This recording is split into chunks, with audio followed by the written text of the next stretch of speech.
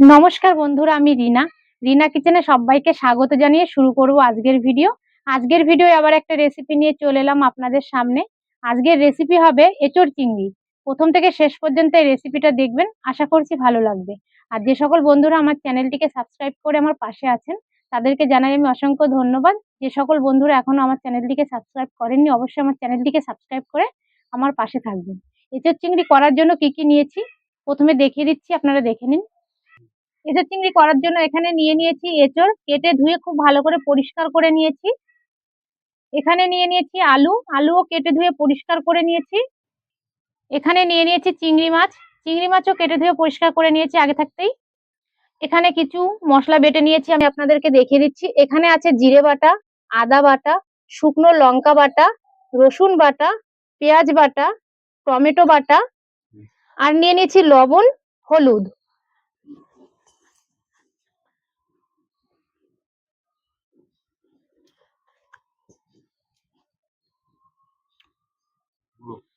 উনান ধরিয়ে নিয়েছি, কড়াই বসিয়ে দিচ্ছি।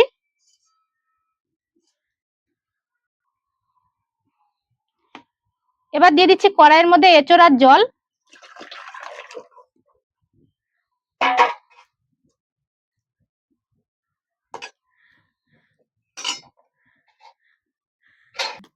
এঁচোড়ের মধ্যে দিয়ে দিচ্ছি 1 চামচ লবণ, হাফ চামচ দিয়ে দিচ্ছি হলুদ। এঁচোড়ের সঙ্গে হলুদ আর লবণটা মিশিয়ে দেব। এবার উপর থেকে ঢাকনা দিয়ে এঁচোড়টাকে সিদ্ধ করে নেব। এঁচোড় সিদ্ধ হয়ে গেছে, এবার আমি এঁচোড় নামিয়ে নিচ্ছি।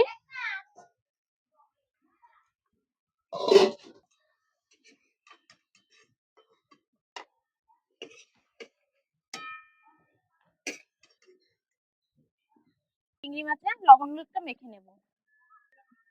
চিংড়ি মাছে দিয়ে দিচ্ছি পরিমাণ মতো লবণ, আর দিয়ে দিচ্ছি হলুদ গুঁড়ো। হাত দিয়ে মেখে নেব চিংড়ি মাছে লবণ আর হলুদ।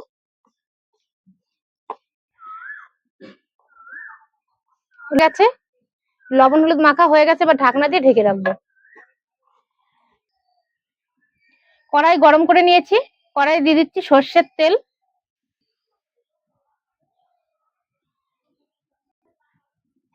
তেল গরম হয়ে গেছে, এবার তেলের মধ্যে আমি দিয়ে দিচ্ছি চিংড়ি মাছ।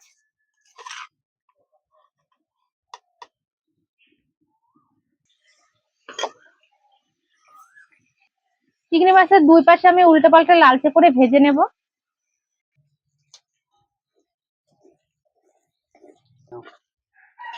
চিংড়ি মাছ আমি লালচে করে ভেজে নিয়েছি, এবার আমি তুলে নিচ্ছি।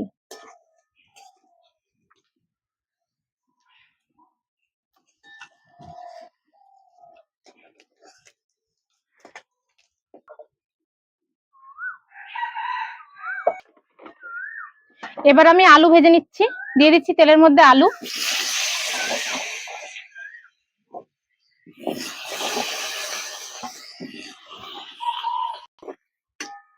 আলুগুলো ভাজা হয়ে গেছে, এবার আমি তুলে নিচ্ছি।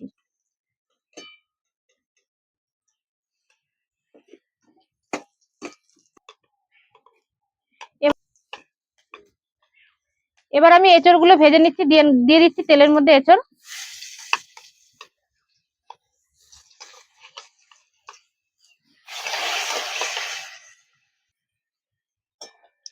এঁচড় গুলো আমি লালচে করে ভেজে নিয়েছি, আর এইভাবেই কিন্তু এঁচড় গুলো লালচে করে ভেজে নিতে হবে, না হলে কিন্তু এঁচড় খেতে ভালো লাগবে না। এবার আমি তুলে নিচ্ছি।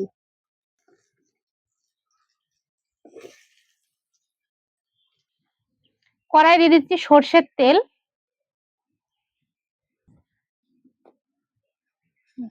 এবার ফোড়নে দিয়ে দিচ্ছি একটা শুকনো লঙ্কা, গোটা জিরে, গোটা গরম মশলা, তেজপাতা।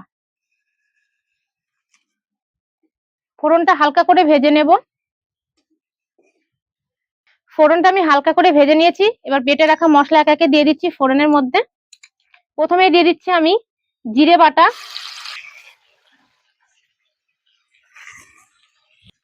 এবার দিয়ে দিচ্ছি আদা বাটা, শুকনো লঙ্কা বাটা, পেঁয়াজ বাটা, রসুন বাটা,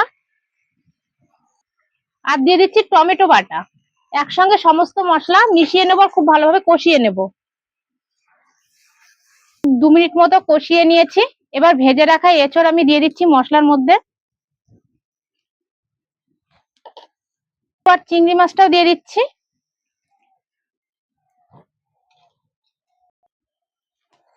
পরিমাণ মতো দিয়ে দিচ্ছি হলুদ গুঁড়ো, স্বাদ মতো দিয়ে দিচ্ছি লবণ।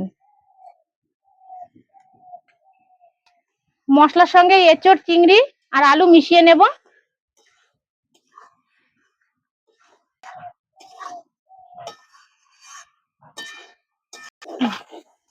এঁচড়, চিংড়ি, আলু দিয়ে খুব ভালোভাবে কিন্তু আমি মশলাটাকে কষিয়ে নিয়েছি।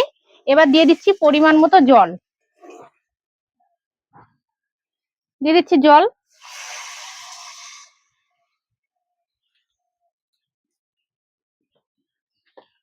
নাড়াচাড়া করে দেব।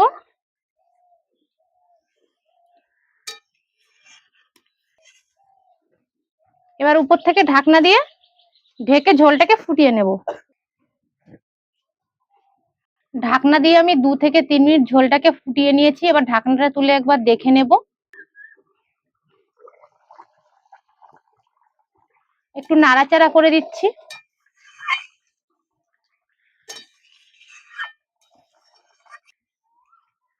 আলু গলে গেছে নাকি একবার একটা কেটে দেখে নেব। আলু গলে গেছে। আমি আবারও ঢাকনা দিয়ে 2 থেকে 3 মিনিট ফুটিয়ে নেব ঝোলটাকে, তাহলে এঁচড় চিংড়ি আমার রেডি। উপর থেকে ঢাকনা দিয়ে দিচ্ছি আবারও।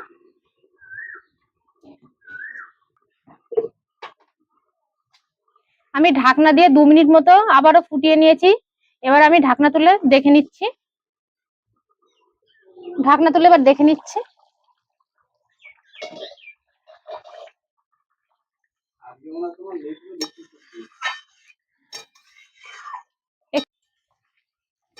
একটু নাড়াচাড়া করে দিলাম। এবার আমি এর মধ্যে দিয়ে দিচ্ছি স্বাদ মতো চিনি। মিশিয়ে নেব।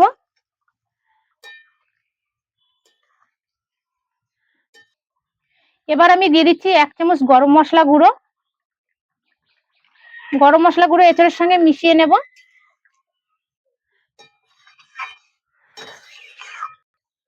এঁচড় চিংড়ি আমার হয়ে গেছে। এবার আমি নামিয়ে নিচ্ছি। এঁচড় চিংড়ি আমি একটা বোলের মধ্যে নামিয়ে নিয়েছি বন্ধুরা। আর এইভাবে বাড়িতে এঁচড় চিংড়ি বানিয়ে গরম ভাতের সঙ্গে পরিবেশন করে দেখবেন, অসাধারণ কিন্তু খেতে লাগে। আমাদের এঁচড় চিংড়ির রেসিপি যদি আপনাদের ভালো লেগে থাকে বন্ধুরা, অবশ্যই ভিডিওতে লাইক করবেন, কমেন্ট করে জানাবেন আজকের রেসিপি আপনাদের কেমন লাগলো। ভিডিওটা সবার কাছে শেয়ার করবেন, চ্যানেলটিকে সাবস্ক্রাইব করে আমার পাশে থাকবেন। ভিডিওটা আমি এখানে শেষ করছি। আবারও দেখা হবে নতুন একটা ভিডিওর সঙ্গে। ভালো থাকবেন, সুস্থ থাকবেন।